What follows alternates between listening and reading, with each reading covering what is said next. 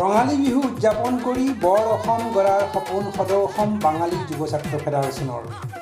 বহাগ মাহৰ প্ৰতিটি দিনেই ৰাজ্যৰ প্ৰান্তে প্ৰান্তে ৰঙালীৰ আনন্দ উল্লাস। সমগ্ৰ ৰাজ্যৰ লগতে তামোলপুৰতো ৰঙালীৰ আনন্দত মতলীয়া প্ৰতিগৰাকী অসমীয়া। তামোলপুৰত এইবাৰ ব্যতিক্ৰম ৰূপত সদৌ অসম বাঙালী যুৱ ছাত্ৰ ফেডাৰেশ্যনৰ উদ্যোগত ৰঙালী বিহু উদযাপন।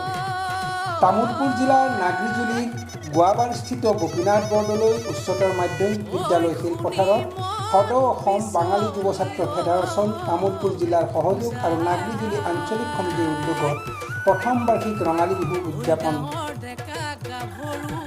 বিহুৰ লগত বৃহত্তৰ অসমীয়া জাতিৰ কেইবাটাও জনগোষ্ঠীয় নৃত্য প্ৰদৰ্শন উক্ত ৰঙালী বিহু উদযাপন কাৰ্যসূচী। বাগৰুম্বা, গোৰ্খালী, কোচ ৰাজবংশী জনগোষ্ঠীয় নৃত্যসমূহৰ উপৰিও বঙালীয় জনগোষ্ঠী নৃত্য প্ৰদৰ্শন কৰা হয় উক্ত কাৰ্যসূচীত। বিহু হুঁচৰি তথা জেং বিহু নৃত্যও মুখৰিত কৰি তোলে সমগ্ৰ অঞ্চল। বাঙালী যুৱ ছাত্ৰ ফেডাৰেশ্যনে এইবেলি প্ৰথম বাৰ্ষিক ৰঙালী বিহু উদযাপন কৰি বৰ অসম গঢ়াৰ সপোন ৰচাৰ লগতে সমন্বয়ৰ বাৰ্তা বিলাই দিলে সমগ্ৰ অসমবাসীক।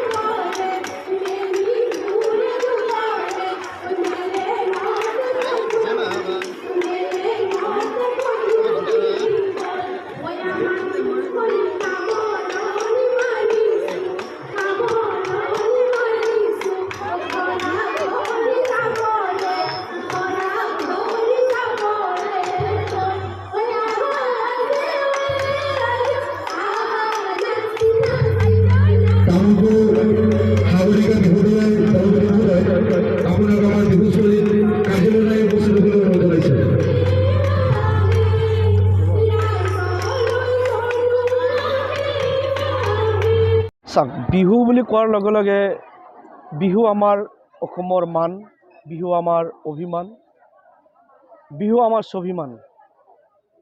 আজি তামোলপুৰ জিলা সদৌ অসম বাঙালী যুৱ ছাত্ৰ ফেডাৰেশ্যনৰ যি বিহু উদযাপন হৈছে গোৱাবাৰী হাইস্কুল খেলপথাৰত। তো বিহু আমাৰ অভিমান হয়, বিহু আমাৰ মান হয়, বিহু আমাৰ স্বাভিমান হয়। আজি এইখন ফিল্ডৰ পৰাই মই এটা বাৰ্তা দিব বিচাৰিছোঁ যে আমাৰ যি সমন্বয়, এই সমন্বয় আজিৰ এই বিহুৰ দ্বাৰাই আমাৰ হওক, কাৰণ বিহু আমাৰ প্ৰাণ হয়। আজি জানে যে বিহু গৈ ফালে বিশ্বৰ দৰবাৰৰ পাইছেগৈ। যোৱা বছৰ যি Guinness book of world record, সেই ৱৰ্ল্ড ৰেকৰ্ড কৰিবলৈ সক্ষম হৈছে বিহুৱে। বিহুক আমাৰ নতুনকৈ পৰিচয় কৰি দিবলগীয়া নহয়, বিহু আমাৰ নতুনকৈ পৰিচয় দিবলগীয়া হোৱা নাই। আজি আপোনালোকে দেখা পাইছে যে ইয়াতে বাঙালী অধ্যুষিত অঞ্চল, এই অঞ্চলত হাজাৰ হাজাৰ লোক, বিহুবলীয়া লোক ওলাই আহিছে ইমান মানে বেয়া বতৰতো।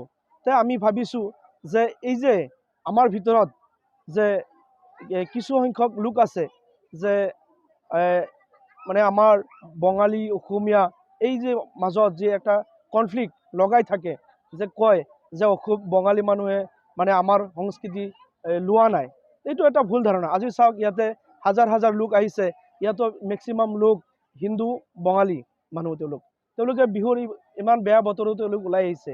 আৰু আমাৰ অসমীয়া, বঙালী, নেপালী, গোৰ্খা সকলোৱে আহি ইয়াতে নৃত্য প্ৰদৰ্শন কৰিছে। ই যে এক সমন্বয়ৰ বাৰ্তা। আজি গোৱাবাৰী গোপীনাথ খেলপথাৰ ফিল্ডৰ পৰা যাব, আৰু মই আশা কৰোঁ যে আজিৰ এই বৰ অসম গঢ়াৰ ক্ষেত্ৰত এই যে সমন্বয়ৰ বাৰ্তাই যথেষ্ট আমাক সহায় কৰিব।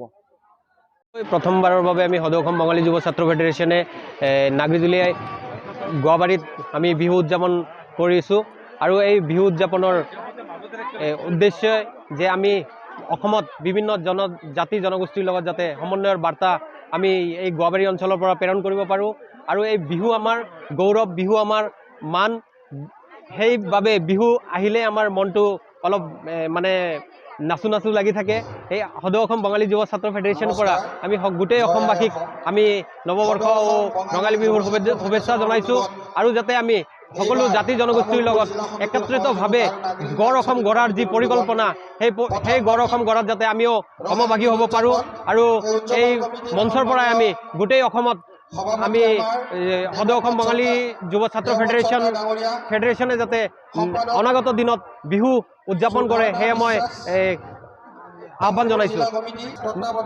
নিশ্চয়কৈ ৰাইজৰ সহযোগ আমি পাইছোঁ, ৰাইজে আমাক সহযোগ কৰিছে, যথেষ্ট সহযোগ কৰিছে। সদৌ অসম ছাত্ৰ সন্থাৰ কেন্দ্ৰীয় কাৰ্যনিৰ্বাহক সদস্য দুলুজিত দাস তেখেতো আমাৰ এই সভাত উপস্থিত হৈ আমাক আনন্দিত কৰিছে। আৰু আমাৰ যি উদ্দেশ্য, সেই উদ্দেশ্যত আমাক সদায় সহযোগ কৰিব বুলি। নিশ্চয়কৈ বিহুৰ বতৰ, বৰষুণৰে বিহুৰ সময়ত বৰষুণ থাকে, তথাপি বৰষুণক নেওচি যি সঁহাৰি জনাইছে এই গোৱাবাৰী অঞ্চলৰ ৰাইজে, আমি সমূহ ৰাইজক ধন্যবাদ জ্ঞাপন কৰিছোঁ। তামোলপুৰৰ পৰা আনন্দ ৰামচিয়াৰী ৰিপৰ্ট, অমৃত নিউজ। অমৃত প্ৰবাহ অসমীয়া সাপ্তাহিক কাকতৰ ডিজিটেল সংস্কৰণ অমৃত নিউজ, সত্যৰ সন্ধানত অমৃত নিউজ।